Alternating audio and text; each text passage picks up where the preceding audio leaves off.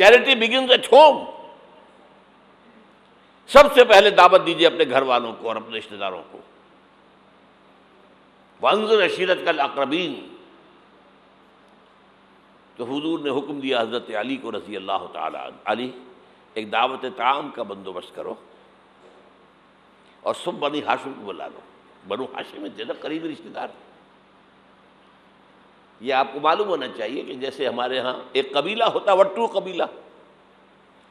اب وٹو میں مانے کے، لالے کے، شامد کے یہ ہوتے ہیں نا. پھر ان میں خاندان ہوتے ہیں. کوئی شاہ محمد تھا، اس کی اولاد جو ہے وہ شامد کے ہو گئی. لالا کوئی ہوگا لالے کے ہو گئے، مانے کے ہو گئے، لیکن ہے سب وٹو. اسی طرح مکے میں بسنے والے تھے سب قریش. کوئی جو ہے بنو ہاشم، کوئی بنو امیہ، کوئی بنو علی، کوئی بنو تیم، لیکن سب کے سب کون تھے؟ قریش. اس میں جو گھرانہ تھا جس سے حضور تھے وہ بنو ہاشم تھے. تو اقربین کہا نا، اپنے قریبی رشتہ داروں کو کھانا کھلایا. اس کے بعد آپ کھڑے ہوئے. ابو لہب نے تاڑ لیا کہ ابھی ہمارے سامنے اپنی دعوت رکھیں گے. وہ تو چونکہ ایک دیوار بیچ کا پڑوسی تھا اور دشمن تھا، سگا چچا ہونے کے باوجود بدترین دشمن. اس نے شور مچایا، ہوٹنگ کی، اور کسی نے بات نہیں سنی اور یہ کوشش ناکام ہو گئی. چند دن کا بیچا دے کر آپ نے صلی اللہ علیہ وسلم پھر کہا علی دوبارہ ذرا کھانے کا اہتمام کرو. پھر بلایا، پھر کھانا کھلایا. میں کہا کرتا ہوں کہ اب کچھ شرم آ گئی ہوگی کہ 2 دفعہ روٹی کھا لی ہے تو کم سے کم ان کی بات تو سن لو.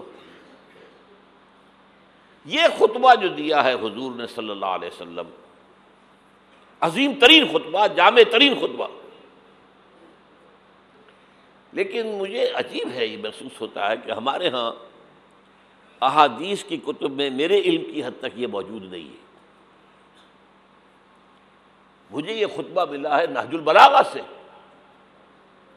اہل تشیع کی جو اہم ترین کتاب سمجھ لیجیے. حضرت علی کے خطوط، خطبات، حضور کی حضرت علی کے اشعار بحیثیت خلیفہ جو آپ کے فرامین، یہ سب جمع کیے گئے ہیں نہج البلاغہ. اس میں یہ خطبہ، اس میں ایک چیپٹر ہے خطبات نبوی، اس میں یہ پہلا خطبہ ہے. ایک ایک لفظ جو ہے حکمت کا موتی ہے. آپ کھڑے ہوئے، ان الرائد لا یکذب اہلہ. دیکھو لوگوں، کسی قافلے کا رہنما کبھی اپنے قافلے والوں کو دھوکہ نہیں دیا کرتا. کیا بتایا کہ میں اس قافلہ انسانیت کا رہنما بنا کر بھیجا گیا ہوں. واللہ لو کذبت الناس جميعا ما کذبتکم ولو غررت الناس جميعا ما غررتکم. خدا کی قسم میں پوری دنیا سے جھوٹ بول سکتا بالفرض تو تم سے تو کبھی نہ بولتا. You are my kith and کن.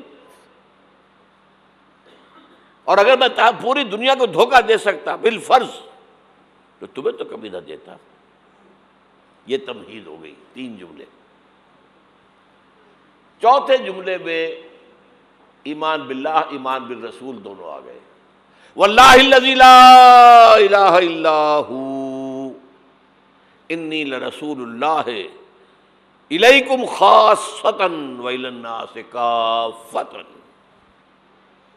قسم ہے اس اللہ کی جس کے سوا کوئی الہ نہیں ہے. توحید آ گئی. میں اللہ کا رسول ہوں تمہاری طرف خاص طور پر اور پوری دنیا کی طرف عام طور پر. اب جو جملے آ رہے ہیں وہ سارے انذار آخرت پر ہیں. واللہ لتموتن کما تنامون. خدا کی قسم تم سب پر موت آئے گی جیسے کہ روزانہ رات کو سو جاتے ہو. ثم لتبعثن کما تستيقظون. پھر ایک صبح ہوگی جب اٹھا لیے جاؤ گے جیسے کہ روزانہ صبح بیدار ہو جاتے ہو. وہ صبح قیامت بھی آئے گی.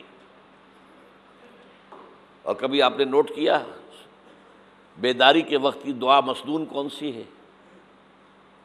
الحمدللہ الذی احیانی بعدما اماتنی والیہ النشور.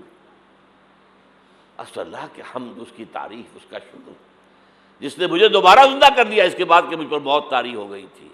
جو شخص روزانہ صبح یہ الفاظ پڑھے گا جب صبح قیامت کو اٹھے گا تو اس کی زبان پر یہ الفاظ آئیں گے کہ نہیں آئیں گے؟ الحمدللہ الذی احیانی بعدما اماتنی والیہ النشور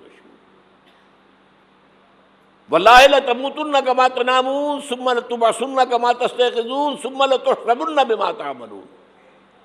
پھر حساب کتاب لیا جائے گا جو کچھ تم کر رہے ہو اس کا. ثم لتجزون، پھر لازماً جزا دی جائے گی، بالاحسان احسانا وبالسوء سوءا، اچھائی کا اچھا بدلہ، برائی کی بری سزا. وَإِنَّهَا لَجَنَّةٌ وَبَدَا أَوْ لَنَارٌ أَبَدًا، اور وہ کیا ہے؟ یا ہمیشہ ہمیش کے لیے جنت اور یا ہمیشہ ہمیش کے لیے آگ. اللہ اسے ہمیں بچائے. اب ذرا یہ چند منٹ آپ کے لیے میں نے،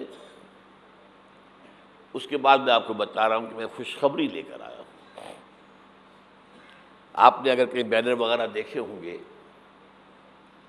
تو اس میں موضوع میرا کیا ہے؟ بعثت محمدی علی صاحب الصلاۃ والسلام، ایک عالمی انقلاب، عالمی اسلامی انقلاب کا پیش خیمہ. خوشخبری یہ ہے ایک عالمی اسلامی انقلاب آ کر رہے گا. پوری دنیا پر اللہ کا دین غالب آ کر رہے گا. یہ خوشخبری ہے. اس خوشخبری کے لیے ایک تو قرآن مجید کے اندر احساسات کیا ہیں. قرآن مجید میں نے آپ کو آیات میں نے بتائی، دو باتیں واضح کرتا ہے. هو الذی ارسل رسولہ بالہدی ودین الحق لیظہرہ علی الدین کلہ. یہ 3 دفعہ الفاظ آئے ہیں قرآن میں، سورہ توبہ، سورہ فتح، سورہ صف. ایک شوشے کا فرق نہیں. اور کسی رسول کے لیے یہ الفاظ نہیں آئے، یہ نوٹ کر لیجیے. میں شاید 2 سال پہلے یہاں آیا تھا تو میں نے تکمیل نبوت اور رسالت پر بات کی تھی. حضور پر نبوت صرف ختم نہیں ہوئی ہے، مکمل ہوئی ہے. اور آپ کی فضیلت کی بنیاد یہ ہے کہ مکمل ہوئی ہے. محض ختم نبوت میں فضیلت کا پہلو کون سا ہے؟ ایک چیز پہلے تھی اب نہیں ہے، فضیلت کا ایک ہے. سوچ رہے ہیں؟ کامل ہوئی نبوت، کامل ہوئی رسالت. یہ تکمیل نبوت و رسالت، یہ اساس ہے فضیلت محمدی کی صلی اللہ علیہ وسلم. نبوت کا کمال کیا ہے؟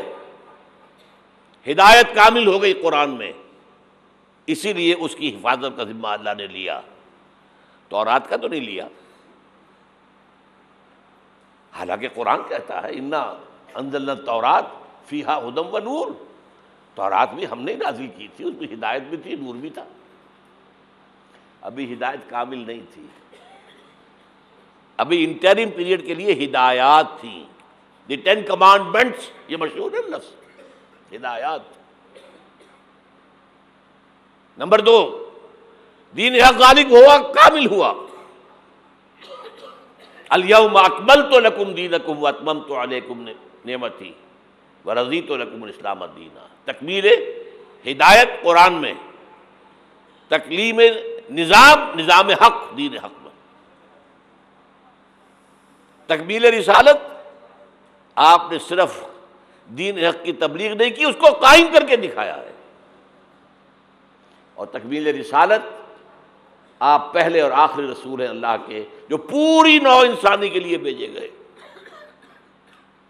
پہلے ہر رسول اپنی قوم کی طرف آتا تھا. وَإِلَىٰ عَادٍ أَخَاهُمْ هُودًا وَإِلَىٰ ثَمُودَ أَخَاهُمْ صَالِحًا وَإِلَىٰ مَدْيَنَ أَخَاهُمْ شُعَيْبًا إِنَّا أَرْسَلْنَا نُوحًا إِلَىٰ قَوْمِهِ. حضرت مسیح بھی رسولاً الی بنی اسرائیل، پوری نوع انسانی کے لیے نہیں آئے تھے.